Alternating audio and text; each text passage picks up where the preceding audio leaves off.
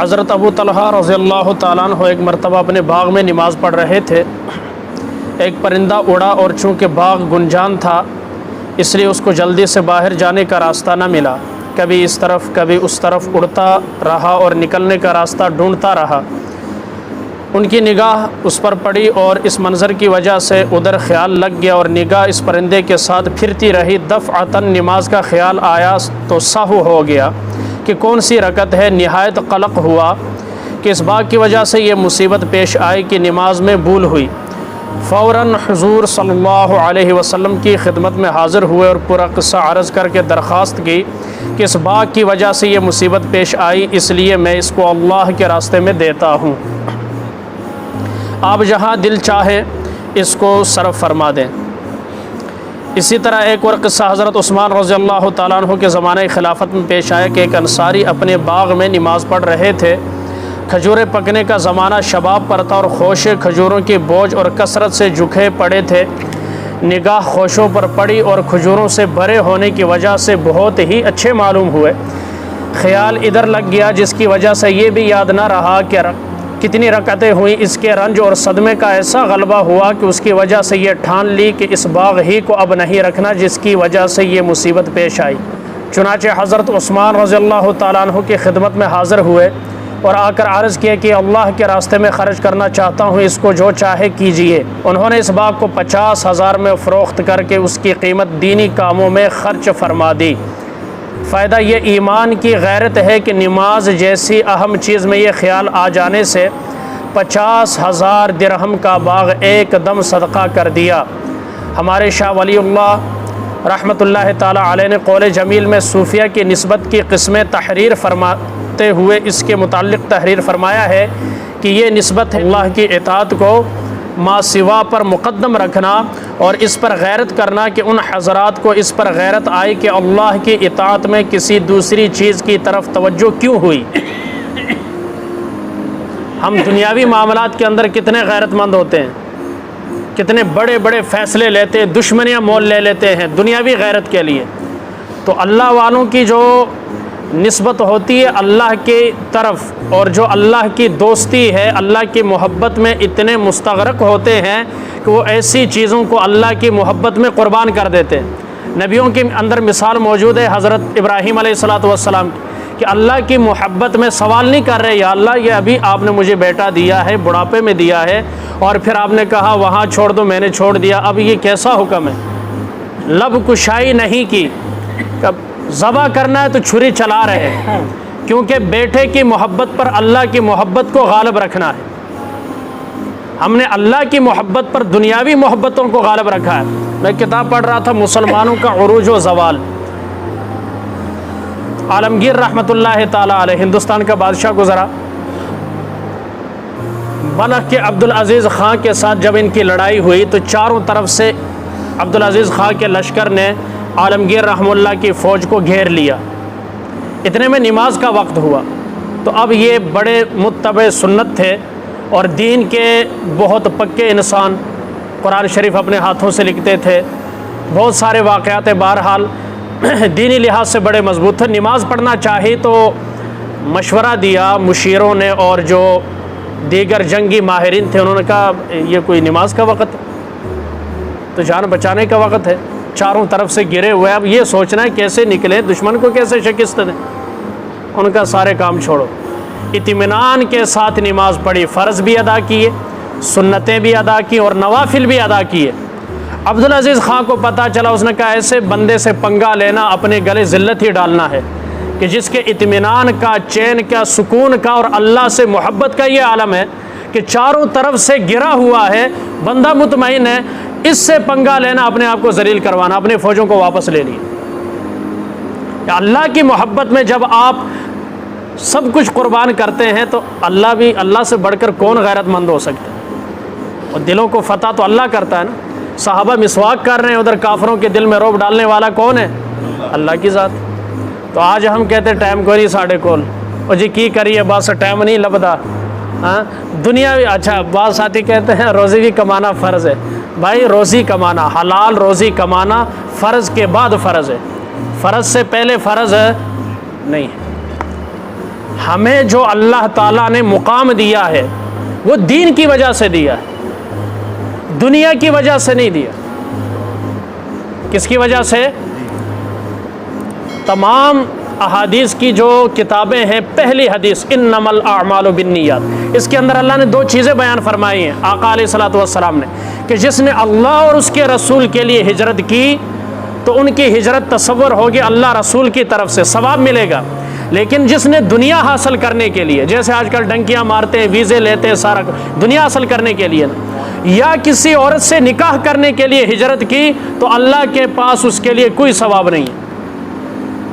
جس ملک کی نیشنلٹی لیتا ہے وہ اسے نیشنلٹی دیں گے، بس اس کا ثواب وہی ہے، یا کسی گوری سے شادی کر لیا اس کا کام ہو گیا۔ لیکن جو اللہ رسول کے لیے ہجرت کرتا ہے تو اللہ تعالیٰ اسے کیا عطا فرمائیں گے؟ اجر عطا فرمائیں گے۔ مہاجر کے ساتھ اللہ کا مالدار کرنے کا وعدہ حضرت تشریف فرمائیں۔ جتنے مہاجرین پاکستان کے اندر ہیں، اور آپ کراچی کے اندر دیکھیں، سب سے زیادہ مالدار آپ کو وہاں پر مہاجرین ملیں گے کہ دین کی وجہ سے ہجرت کی تھی۔ حضرت عبد الرحمن بن عوف نے ہجرت کی تو پاس کچھ نہیں تھا، جب ان کے جو بھائی تھے اللہ کے رسول نے جنہیں بھائی بنایا تھا، انصاری صحابی، اس نے کہا میں یہ دیتا ہوں، انہوں نے کہا نہیں، مجھے بس راستہ دکھا دو بازار کا، راستہ کون سا ہے؟ حضرت عبد الرحمن بن عوف رضی اللہ تعالیٰ عنہ خود فرماتے ہیں پھر میں مٹی کو ہاتھ لگاتا سونا بن جاتی تھی۔ ہجرت کی برکتیں، کس کی برکتیں؟ آج ہم نے ہجرت کرنا چھوڑ دی۔ ہم عروج پر اس وقت تھے جب ہم خروج پر تھے، جب ہم نے خروج چھوڑ دیا ہمارا عروج ختم ہو گیا۔ اب ہمارا خروج کس کے لیے ہے؟ کل تک ہمارا خروج تھا، حضرت فروخ کا مشہور واقعہ آپ نے سنا، 35 سال بعد جو ہے وہ واپس ہوئے، بیوی کو کہہ کر آئے تھے اگر بیٹا ہو تو اسے دینی تعلیم دینا، بیٹی ہو تو اس کی اچھی تربیت کرنا، شادی کروا دینا۔ ان کے جانے کے بعد اللہ نے بیٹا دیا اور 30,000 دینار ان کے بیوی کے پاس رکھے ہوئے تھے، کہا جب تک میں آؤں تو یہ خرچ کر لینا، ضروریات ہیں۔ اس نے بیٹے پر خرچ کیا سارا۔ حضرت ربیعۃ الرائے رحمۃ اللہ تعالی علیہ مدینے کے سب سے بڑے شیخ الحدیث بنے، محدث بنے، 35 سال کے بعد آئے اللہ کے راستے میں جہاد کر کے۔ یار یہ ہمارا شاندار ماضی ہے، ہم 3 دن کے لیے 24 گھنٹے کے لیے نکلنا اپنے لیے موت سمجھتے ہیں۔ یہ ہمارا شاندار ماضی ہے، یہ کوئی آسمان سے اترے ہوئے لوگ نہیں تھے، ہماری طرح ہی ضرورتیں تھیں، لیکن ان کے دل کے اندر دین کا درد موجود تھا۔ کیا موجود تھا؟ اللہ کے گھر میں ہوں، جتنا شاندار ماضی ہمارا ہے کسی کا نہیں ہے، نہ کسی قوم کا ہے، نہ کسی ملک والوں کا ہے۔ جو قربانیاں مسلمانوں نے دی ہے دین کے لیے، کیا کیا قربانیاں بیان کی جائیں، کسی کے پاس ایسا شاندار ماضی نہیں ہے۔ اور آج جتنے ہم ذلیل ہو رہے ہیں اتنی ذلیل کوئی اور قوم بھی نہیں ہو رہی۔ جہاں مار پڑ رہی ہے کلمہ گو کو پڑ رہی ہے، جس میدان میں مار کھا رہا ہے کلمہ گو کھا رہا ہے۔ مسلمان ہو کر خنزیر کھانے والے کا نوکر بنے، اس سے بڑی ذلت کیا ہو سکتی ہے؟ مسلمان ہو کر 24 گھنٹے شراب پینے والے کا نوکر بنے، اس کے کتوں کو نہلائے اور اس کے بچوں کو لے جائے اور لے کر آئے اور اس کا ڈرائیور بنے، اس سے بڑی ذلت اللہ کی قسم کائنات میں کوئی نہیں ہو سکتی۔ اگر مسلمان ہو اور ایمانی غیرت موجود ہو تو اس کے لیے یہی کافی ہے کہ وہ کسی غیر مسلم خنزیر خور اللہ رسول کے دشمن کا وہ غلام بنا ہوا، نوکر بنا ہوا، جب وہ کہے بیٹھ جاؤ تو بیٹھ جائے، جب وہ کہو چلے جاؤ تو وہ چلا جائے۔ اس سے بڑھ کر کیا ہے؟ کل تک کائنات الہی مسلمان کے چادر سے چلا کرتی تھی۔ کل تک کائنات الہی مسلمان کے بھیجے ہوئے خط پر چلا کرتی تھی۔ کل تک کائنات الہی صحابی رسول نے شیر کو تھپڑ مارا، جنگل کی طرف چلا گیا، آواز بھی نہیں نکالی۔ کل تک ہمارے ہاتھوں، انگلیوں اور آنکھوں کے اشاروں سے کائنات کا نظام اللہ چلاتا تھا جب ہم اپنے عروج پر تھے، اور آج دعائیں کرتے قبول نہیں ہوتی، قربانیاں دیتے قبول نہیں ہوتی، نماز پڑھتے اثر کوئی نہیں ہوتا، زکوٰۃ دیتے پتہ ہی نہیں چلتا، حج کرتے تبدیلی ہی نہیں آتی۔ کیا وجہ ہے؟ کہ ہم نے جس طرح کرنا چاہیے تھا اس طرح نہیں کیا۔ بوڑھے ہو گئے، حج کر لیا، بس کوئی پتہ نہیں کون سا رکن چھوٹ گیا، کوئی سیکھ کر نہیں گیا، کبھی مسجد میں آیا نہیں۔ ایسے لوگ ہیں یا نہیں؟ مسیتی ہوندے کوئی تو حج پترا کرا دیتا، پتر 2 بار نے نا، اور انہوں نے بھی تو نہ کرانا ہے کہ ابے نے حج کرایا ہے، تو ابا بھی پھر اینجدہ ہی حج کرے گا۔ وہ ایک جگہ ہم دعوت دینے گئے، رنالا خورد علاقہ ہے، تو بابا تازہ عمرہ کر کے آیا تھا، تھڑی پر بیٹھا ہوا تھا، خشخشی سی داڑھی تھی، جب دعوت دینے ایسے گور کے ہمیں دیکھا نا، میں کہا لگتا کم خراب ہے، طبیعت بگڑ گئی ہے بندے کی. ہمیں اپنے مریضوں کو پتہ چل جاتا. کہندا میں ہون نبی دے روزے دی دیدار کر رہا ہے. میں کہا حضرت جی دیدار تو کر رہے ہو لیکن نماز تو جانتے نہیں نا چھٹی، کہ نماز دی بھی چھٹی لے کے آئے ہو، یا وہ پرچہ مینو بھی ہاتھ ہو نماز دی چھٹی نبی نے دیتی ہوئے، جا وہی تو مینو ویہ لیا، میرے روزے نے ویہ لیا، ہاتھ لا لیا، درود پڑھ لیا، اور نماز دی چھٹی ہے. میں کیا مطلب؟ میں کہا اسی بھی وہی سونے نبی نے جو پیغام ہمیں دیا ہے، جو کام ہمیں دیا ہے، اس کام کے بارے میں گفتگو کرنے آئے اور ہمارا کوئی مقصد نہیں. لوگ اس پر مطمئن ہیں ہم نے روزہ رسول کو دیکھ لیا، بیت اللہ کا حج کر لیا، بس کام ختم ہو گیا. جبکہ نبی کو تا دم مرگ عبادت کی چھٹی نہیں ہے. دنیا سے رخصت ہوئے آخری دن اتنی نقاہت آپ علیہ الصلوۃ والسلام کے وجود میں، حضرت علی حضرت عباس اٹھا رہے ہیں لیکن آپ سے اٹھا نہیں جا رہا، پاؤں مبارک زمین پر گھسٹ رہے ہیں، لیکن آپ پھر بھی مسجد میں آنے کی کوشش کرتے، بے ہوش ہو کر گر جاتے. امت کو کیا بتا رہے ہیں کہ میں اس حالت میں بھی نماز نہیں چھوڑ رہا. حضرت حسین کربلا کے میدان کے اندر نماز نہیں چھوڑ رہے. حضرت علی نے تیر نکلوانا تھا، کہا جب میں نماز پڑھوں سجدے کی حالت میں تیر نکالنا. یہ ہمارا شاندار ماضی تھا. حضرت ابن عباس رضی اللہ تعالیٰ عنہ کی آنکھ ضائع، روتے بہت زیادہ تھے، نالی بن گئی تھی یہاں پر آخری عمر میں، آنکھ کی بینائی چلی گئی. ڈاکٹروں نے کہا آپ کی بینائی واپس آ سکتی ہے، ہم آپ کا آپریشن کریں گے، شرط یہ آپ سجدہ نہیں کریں گے چند دن، اور اگر کرنا بھی ہو لکڑی کے اوپر کر لے، سجدہ کر. یہ چلو یہ بھی آپ کو ہم اجازت دیتے، لکڑی کے اوپر کرنا اونچی جگہ پر. کہا وہ سجدہ جس کے بارے میں نبی نے فرمایا ہے، ایسے سجدوں پر اپنی آنکھ کی بینائی کو میں قربان کرتا ہوں. مجھے روشنی نہیں چاہیے بلکہ کیا چاہیے ہے؟ سجدہ چاہیے. یہ ہمارا شاندار ماضی تھا. اب جو کیا ہے، تو جو ہوا سرب سجود تو زمین سے آنے لگی صدا، تیرا دل تو ہے صنم آشنا، تجھے کیا ملے گا نماز میں.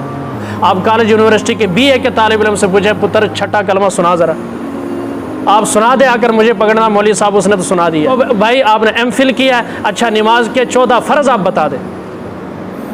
ہے یقین کوئی دس سکے گا؟ جڑا آیا نہیں وہ دسنا کی ہے.